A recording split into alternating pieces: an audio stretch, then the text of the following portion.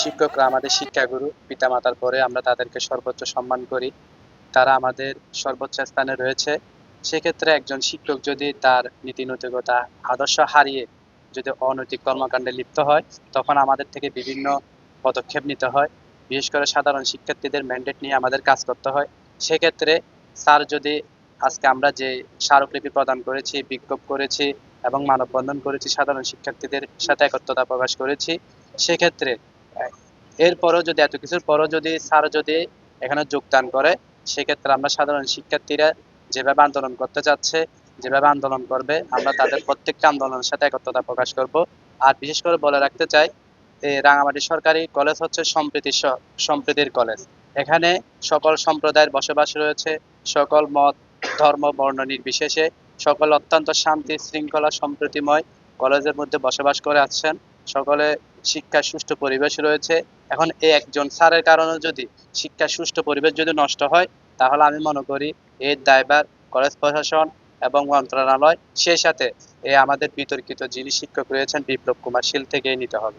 টানা তৃতীয়বার অর্জন করেছে দেশের সেরা সুপার ব্র্যান্ড স্বীকৃতি বসুন্ধরা টিস্যু। আচ্ছা, আপনারা সকলেই জানেন আমাদের যে বিপ্লব কুমার শীল নামে যে শিক্ষককে রাঙামাটি সরকারি কলেজে পদায়ন করা হয়েছে, ওনার বিরুদ্ধে আগেও ফেনী কলেজে থাকাকালীন সময় নারীদেরকে হেনস্থা করার অভিযোগ উঠেছে। কিন্তু একটি দুঃখের বিষয়, রাঙামাটি পার্বত্য জেলা এমন একটি জেলাতে রূপান্তরিত হয়েছে যারাই বিভিন্ন অকারেন্স করছে তাদেরকে এখানে পদায়ন করা হচ্ছে বা ট্রান্সফার করা হচ্ছে। আসলে তাদের কোনো বিচার হচ্ছে না। রাঙামাটি সরকারি কলেজের সকল ছাত্রছাত্রীরা তার এই যে ট্রান্সফার করা হয়েছে এখানে, সেটার বিরুদ্ধে অবস্থান নিয়েছে। সেই জন্যই আমরা অধ্যক্ষ অধ্যক্ষ মহোদয় বরাবর স্মারকলিপি প্রদান করেছি যেন তিনি রাঙামাটি সরকারে যোগদান করতে না পারে। আর সাধারণ শিক্ষার্থীরা যে মতামত ব্যক্ত করছেন সেটি আমাদের মতামত, যেহেতু আমরা সাধারণ শিক্ষার্থীদেরকে সাথে নিয়ে রাজনীতি করি, যে উনি যদি যোগদান করে তাহলে বৃহৎ আকারে আন্দোলনে নামবে এবং রাঙামাটি সরকারি কলেজ শাটডাউন করে দিবে বলে শিক্ষার্থীরা মতামত দিচ্ছে। আমরাও তাদের দাবির সাথে একমত। ওই শিক্ষককে আমরা কোনো রকমই এই রাঙামাটি সরকারি কলেজ ক্যাম্পাসে দেখতে চাই না।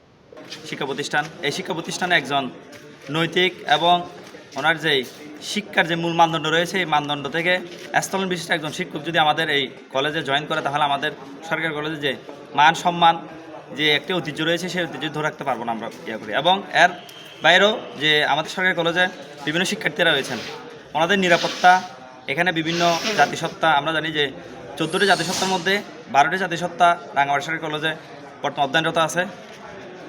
এখানে যে মাল্টি ভেরিয়েন্টের শিক্ষার্থী আছে, মাল্টি ভেরিয়েন্টের শিক্ষার্থীদের মধ্যে কিন্তু আমরা যাই যে এখানে একটি ইনক্লুসিভ শিক্ষা প্রতিষ্ঠান হিসাবে এটা থাকুক।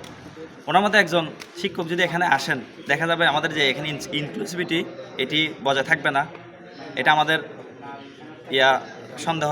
তাই আমরা চাই এই শিক্ষক এখানে জয়েন না করুক।